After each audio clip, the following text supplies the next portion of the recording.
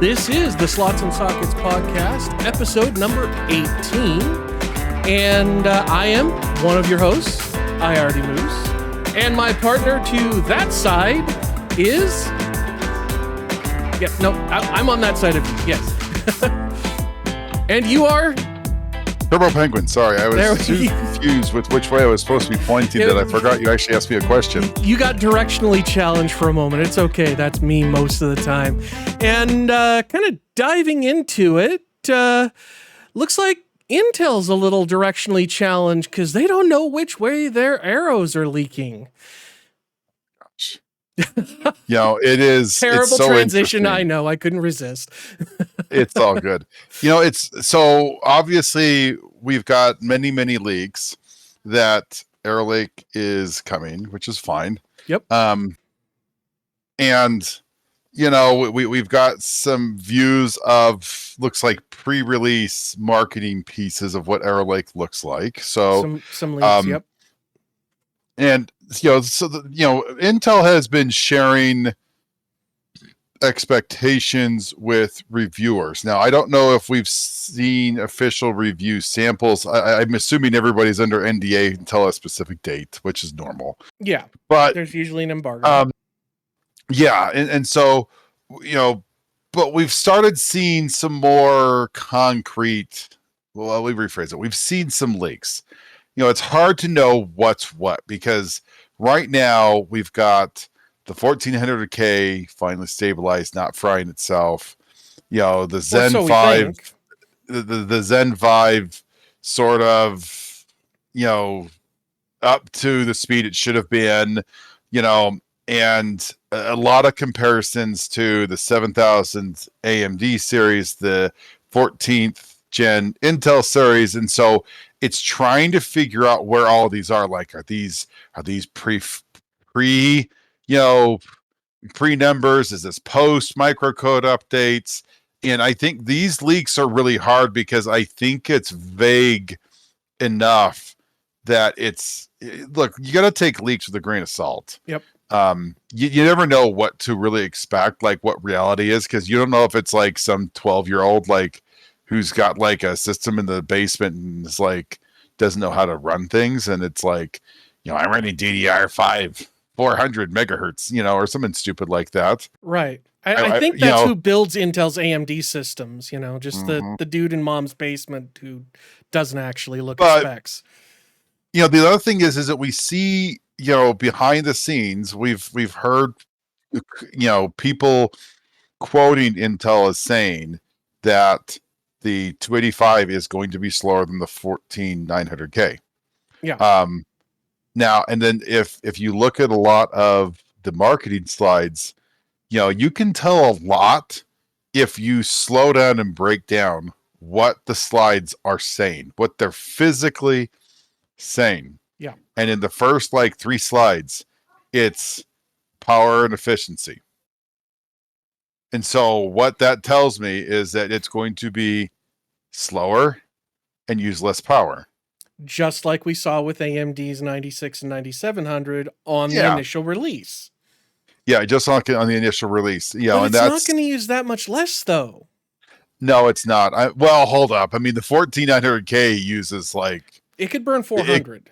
It can burn 400 watts. And so if your notion is I go from 400 to 250, then so. But even then, if you look at some of those slides, and luckily at least Intel at least tells people what they're doing, because some slides, where it's efficiency slides, they're making their processors run at 120, 25 watts, and in the performance slides, it's like we're really pushing it at 250. It's like, okay, well, no one's gonna have a switch. I mean, is there I want a turbo button on my Intel PCs, like a 120 watt version. Back. I know, turbo button's back. And then 100 and 250, just flip a switch, right? Yep. And I wanted to like show my wattage of how much wattage it's using. There you go. But, back from back in the days when you'd have the turbo button with the little speed LED readout. Mm-hmm. Oh, I miss those days. Goes from 33 to 66. Oh, mine went to 133. So it was a Cyrix. Thanks for killing that, Quake. Anyway. But you know, the one thing that I keep on coming back as you start looking at this, like there's some leaks from 9800X3D, 9950X3D leaks, and look, they're all sus. Okay. Yeah. Nobody should read anything into these numbers that when you get the marketing slides from AMD, what you should do is take the marketing paper that they give you and then light them on fire, because that's as good as they are. Yep. What people really, and I don't think people are like, I don't think you can hear pre-order stuff. Well, hold up.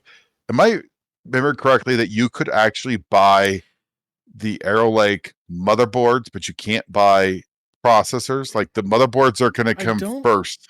I think so. Yeah, I think the motherboards are coming first, but I would expect the processors are going to be there right around the same time. But yeah, even if they do come first, if it's a day or two delayed, don't buy a board. Wait until they're both out, buy them at the same time, because if one or both of them is fried, you're going to just lose that return. Oh my gosh, how bad that would be. You fry your 14900K. I'm going to go get a 285. You get it and it's dead.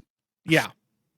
And it's not that like you did anything wrong. It was just like, oh, it's DOA. And it's either the board or the CPU. You take it in, turns out the CPU's fine, the board's dead, and it's day 31. Yeah, day 31. That's like, oh, yeah. So, buy your hardware when you're going to build, because, you don't want to wait. But yeah, I mean, these leaks, we really do want to take them with a grain of salt, because the stuff we've seen from Moore's Law is dead. I mean, Tom's bringing us a bunch of great content to look at and look through. I studied and listened to his entire show from this weekend about Arrow Lake and the various leaks that he's working on. And, it's the season of bullshots. And, when I worked at Intel, I was one of the people that was generating them, because I was told, hey, test this part this specific way.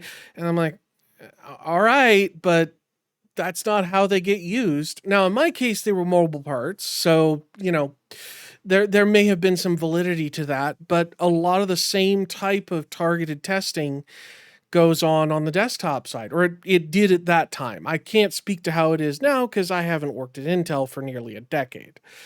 But from my understanding, it hasn't changed significantly. And AMD and Intel are both deciding on their marketing narrative and then testing to fit that narrative. And that's the problem. And I think that's where a lot of our trust for both Intel and AMD kind of went out the window, because, AMD's like, oh, you get, what was it? They were saying up to 15% better performance with the 9700. And nobody could replicate the results. Turns out that they were kneecapping the Intel processor and using it with lower spec DDR5. And then Intel turns around with their leaks and does the exact same thing. And, don't listen to stuff that comes out of Intel and AMD. I mean, I think that's the notion. And I would say that's the same with NVIDIA. I think it's the same with Radeon. It's almost guarantee you, Intel doesn't do it because Intel can't get their graphics to really run half the games right. But, right. I mean, but the notion is you really need to wait for leaks. Looking at stuff, I think there's a general consensus that we're going to see. Arrow Lake looks like it's going to be slower than Raptor Lake with using less power. Mm-hmm. It's going to be more of an efficiency play. It is not going to take really, really high threading processes very well. It's going to lose those. It's going to be okay in single threaded stuff, it looks like. Okay. So there's going to be some IPC uplift. But I think the notion of what the Intel narrative is lightly threaded stuff. Now the question is, where does it fit in games? The downside with it is it seems like Arrow Lake is slower from a clock perspective. And so that, you almost have to realize that with games, that's going to have a negative impact on the gaming performance. So my thought is that, if you've got a working 1400K or a Raptor Lake that hasn't fried and you feel very confident that it's in good shape, then those people aren't really going to upgrade at all, because it would be a net zero.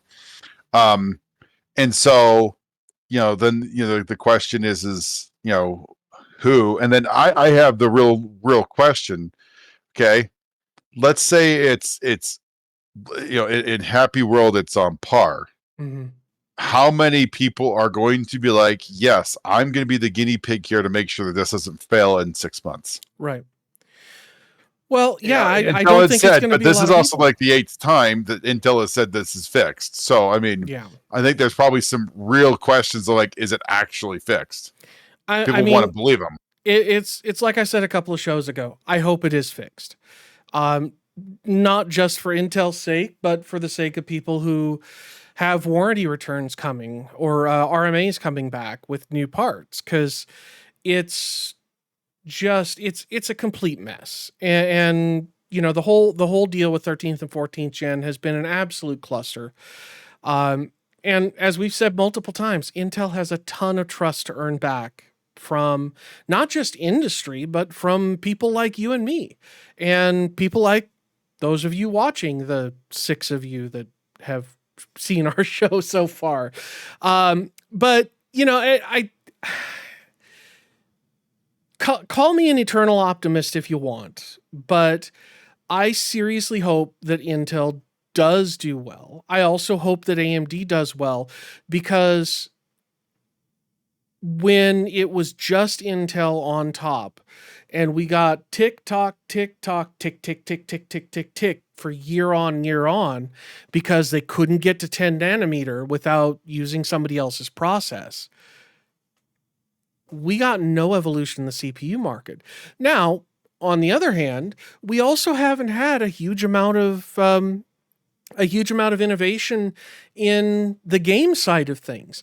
Most engines, as Tom on Moore's Law is Dead pointed out in his last podcast, the vast majority of the game engines that are out now and currently being deployed in new games were finished before the launch of Ryzen. They were finished more than 5 years ago. And or right about the time Ryzen came out. So Ryzen wasn't this big enough player yet to say, oh, we're going to build in some features to take advantage of having, you've got a 2700K, a 2900K that has 16 cores. Okay, we could take advantage of that. No, they were playing to Intel, who was still, their top end part was just a quad core. And it was just a quad core until recently. And so there's really nobody out there taking advantage on the gaming side of that mass number of cores. Kind of the same place I was back when I built my i7 when you were still running the Core 2 quad. And, eventually it took another 4 or 5 years for the game engines to catch up to what my CPU could do and what a lot of the then modern CPUs could do. And I think we're going to start getting to that point in the next couple of years, but we're still not there yet. And so a lot of these game engines are going to be hampered by single core performance. I think that another issue is to realize is that gamers are going to be upgrading their GPUs faster than CPUs. Mm-hmm. Well, I kept my i7 950 until what was it, when it exploded back in 2018. That was just shy of 10 years. And then I limped along on a laptop until 2nd gen Ryzen came out. I just think in general, gamers are more open to doing that. And I think they see more value. I think that maybe some of that's changing to some respect. I think really the big difference that we're seeing a lot here is going to be 3D cache. I think 3D cache is huge. I'm surprised that Intel hasn't gone down the route of 3D cache. They may not be able to with their tiled layout because And that that might requires be part of it, TSVs. but you would think that you would have had somebody who put some form of effort into doing that, because they're getting killed by the X3D stuff. Yeah. And well, Intel has largely been pretty good on the cache side. Where AMD, until they started doing the 3D cache, tended to kind of skimp on it. Intel's algorithms were a lot more efficient than AMD's, in my opinion. And so they didn't necessarily need that huge fat cache. But when you start looking at the server parts, that's where they start stacking on the cache, because that's really where it benefited a lot of people. But that wasn't 3D cache, that was on die cache. And, so while they were related to the home gamer variants, they were still wildly different parts. And so, Intel may see an improvement now that they've gotten rid of hyperthreading. I think Intel might see an improvement with increasing the cache and potentially going to 3D cache. But, because they're using the tile design, it may be harder for them to do that. So, you don't know. You'd never really know, because, I'm not an engineer working on it. I'm just a guy who used to work at Intel and now does tech support for the day job. So, I think the end piece here is that we're going to find out here in about a week or two what these are going to be. And I would still wait before you see the marketing of what AMD and Intel say. If I had to put money, I think that what's going to happen is we're going to see Arrow Lake competitive on single, lose in gaming and heavy workloads. Yeah. I expect Arrow Lake to be cooler and less power, but I also am expecting the 9800X3D to come out and just spank it. Yeah. When it comes to gaming performance, I think that the one thing that's really interesting, and I don't have, I don't know anybody at Intel, but I just have this feeling that the 9800X3D is going to have some technological improvements on how X3D is working, set up, how it's implemented. And I think in gaming, it's going to be like the second. And if you see some of the leaked, they talk about the ultimate gaming, I really think that this is going to be a big enough leap that it's going to get gamers excited. You should be excited about this, because the notion that you're going to be able to get 8 cores, 5 to 5.7, maybe, I don't think we'll hit 6. Yeah, but you'll be able to overclock this. Yep. And if you could get overclock 9800X3D to 6, even with just a mild, like a PBO update, PBO push, right? Oh gosh, that's going to be so good, because then you could get the best of both worlds. You can get the frequency, you can get the X3D, you can get the, I'm not using enough heat to warm, the sun, turn on the sun. It'll be great. Right.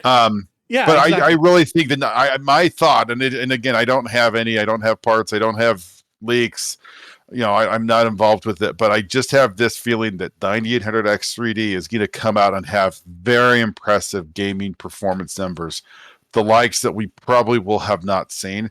And I think it's going to beat the top of the board by double digits. And I do not think the first digits of 1. Double digits in percentage performance. Yeah. It's entirely possible. I would put, I'm going to say, I think over the 80. Okay. So my guess in overall gaming, I think the high side is going to be 24% faster. I think the low side is going to be 13% faster in gaming over the 285. Well, and when we start testing with engines that have limits just because of, efficiency or poor coding, or, the engine was just written that it could only do 250 frames a second. That means that when you're maxing out what the engine can do, your CPU is going to run a heck of a lot cooler because it won't have to work quite as hard. It'll spend a lot more time idle, which means less heat, more power available to crank up that GPU and turn on the shiny things. And if you're, like a pro gamer type person that needs all the frames and you set everything to low, then boy howdy, I think are you going to love the 9800X3D. The 9950X3D is even more interesting because then you start looking at the pro gamers that also want to stream from a single box. So, your question, sir. Okay, so we touched on this earlier. Okay, so if you have a budget and you're building mainstream high end, okay, not like elite, but let's just say you're willing to drop a pretty penny, okay, and you're building a new system, okay? Yep. Are you considering Intel? No. Okay, so would you? Okay, so for somebody else, okay, I'm building for a customer. I'm speccing for a customer. You're building for me. You know me, and I'm a friend. Would you build Intel for a friend? No. Would you build Intel for an enemy? No. Because I'd still want to be able to defeat the enemy without the processor doing it for me. Okay, so that's the problem with Intel right now, is because they've lost that trust, and it's going to take, at least for me, I won't speak for anybody else, but for me, I will want to see Intel fix 14th generation, prove that it's fixed, deliver the Core Ultra 285K SFC LMNOP, ship that, deliver on their targets, and not have chips that kill themselves.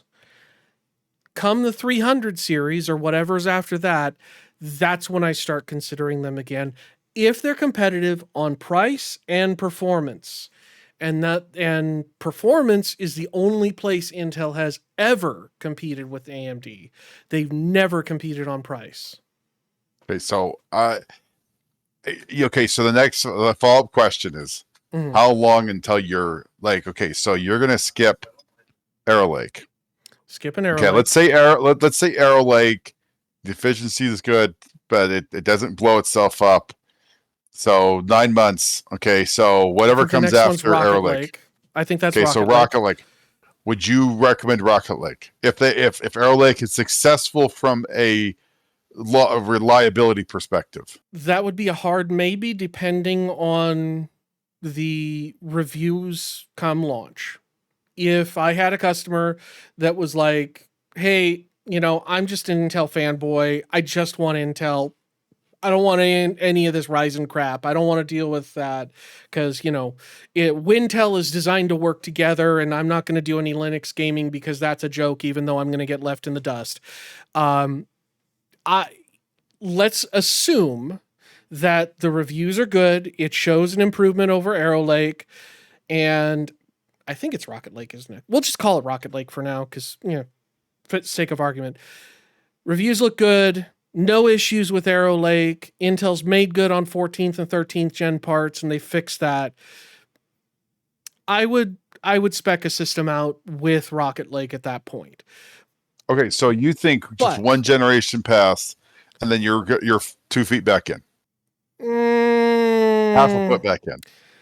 Like I said, right now you're all the way out. I would say you're like, I'm all the way out. I would say 1 foot in, because it's my customer specific. Okay, but let's okay. Words are hard. You don't have me. You have me, who's coming to you saying, "Build me a system." Okay, I'm doing AMD. First generation, you're passing. Second generation, you're half and half. So, are you going to say yes or no to the second gen? If it's a person saying, "Hey, I just need a gaming rig," just me. I just want a gaming rig. I'd still go AMD. Okay, third gen. that's a stronger, again, they have to have the track record.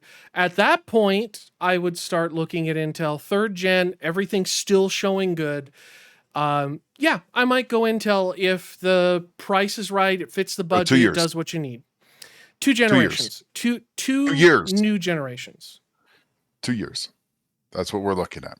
I thought so. If that's yeah, okay, they've been doing a generation a year. Okay, fair enough. Yeah, 2 years. So bless you. So what we're hearing is that it's going to take 3 generations, 2 years, and I don't know if that's necessarily off from the people. I'd be really interested to see how sales are, because part of me thinks that if I'm selling a new 1400K right now, mm-hmm. and I feel pretty good that those reliability things are sorted off, and I'm buying new, mm-hmm. that you could get a new 1400K for a song and a dance, but that's not the case. Like, they're still surprisingly stupidly expensive.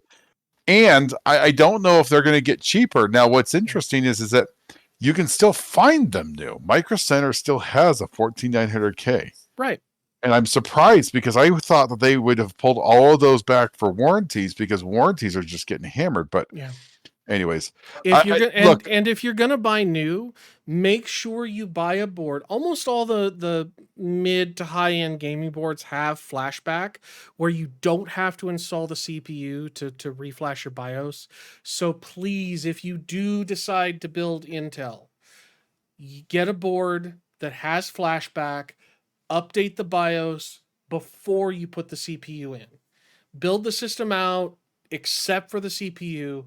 Run the flashback, then put your CPU and cooler on. Because if you don't do that and you're still on 14th gen, you're gonna nuke your part. And yeah, even 30 seconds of posting is enough to do damage to a 14th gen if the board's not updated. So please don't burn your money. Yep. So, but I digress. So I think the notion of what we're saying is we're really excited for updates. Yeah. I mean, for some of the reviews. I'm going to be very interested, because I expect we're going to see Intel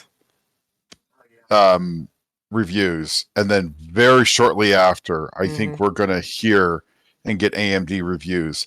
I hope it's not just like Intel saying this is what we're doing, and then AMD saying the same thing. I really hope it goes to like third party, because now the real question is that how are they going to spec these and speed compare these? Mm-hmm. You know, is the 14900K with its microcode? If I was AMD, I totally would. Yeah. I would be like 14900K with the microcode 0x192, whatever the latest version is, just to point out that, yeah, you have to make sure you have this, otherwise it's just going to kill itself. Yep. It's like another jab, like all of the, like the 12th gen, or even better, just like, well, look, the 13th and 14th gen, we weren't super thinking that they were like actually stable, so we compared it to the 12th gen. Yeah. Well, and that's what some reviewers are doing. Others are going back. I think was it Hardware Unboxed is going back and doing a full battery of tests on new 14th gen parts with the updated BIOS, just so that they have a good baseline, which I think makes perfect sense. It's a hell of a lot of work. I mean, like I said, I used to do benchmarking for Intel. That's a ton of work and a ton of data to go through. So, give those guys a sub if you have a chance, because they're putting in the effort. And after you subscribe to us, though, come on. Well, yeah. Of course. Subscribe to us first. Well, yeah. Hit the subscribe here, then go to Hardware Unbox and give them a subscribe. All right, real quick, last piece. Yeah. Last piece. 25 years. GeForce 256. GeForce 256. I have to say, I never owned one. I did have a Voodoo 3000 at the time, PCI, but that was on a 533 Celeron that didn't have AGP, so I was kind of slumming it. The 256 was my first one that I built myself. DIY'd it. had an Athlon socket A, not slot. Yep. 950 megahertz, 900 megahertz, overclocked with the graphite pencils. Yep. A whole gigahertz. And that was Athlon. That was before the Durons came out. Mm-hmm. That was when AMD really was like beating Intel like handily and didn't last very long. But yeah. Back in the good old days of AGP.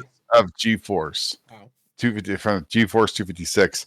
And it just shows you how far we've really come. Now, that is a long amount of time. 25 years is not a short amount of time.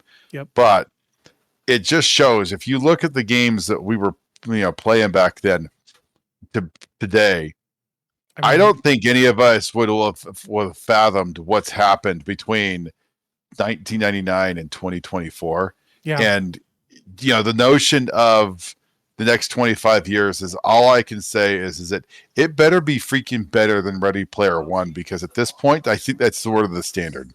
Yeah, I think that's generally the expectation for most people is, in about 25 years, we'll probably be at Ready Player One. And, a lot of companies are pushing for that, but I'll tell you, man, there's not many things. And when we go to PDX, we're going to have to fire up some old school Unreal Tournament. I think I have. Yeah. Oh, dude, you totally own me. But here's the thing. That's we're gonna have some young kids there, and they have not played this, and it'll be interesting to get the young kids and us to play Quake 3 and Unreal Tournament. Geezers 2K4. versus brats, man. Come on, let's do it. A long time ago we did PCs versus Mac when you could actually do that, and the PC gamers just killed them. Oh, I think we'll kill them. Zoom I think we got to do on face. Good times. I think we should do that. That'll be good. So, yeah. Well, and I think they have released it for free now. UT99. I could be wrong, but if you're going to be at PDX Land, look us up, and because that's just about a month away now, isn't it? So it's less than a month away. Less than a month. Yeah. Yeah. And I just got back from a business trip not a few hours before recording this podcast. So it's a busy Q3 for me. It's a busy. But on that bombshell, busy Q3 and all, I think we will call it a show for this evening. Thank you all for watching. We really appreciate your giving us a little bit of your day to talk about our thoughts on technology. And, we look forward to bringing you these podcasts sometimes twice a week, not always, but, life gets in the way of living, as one of my old professors used to say. So, thank you again all for watching, and until next time, have fun storming the castle. Good night, everybody. Take care.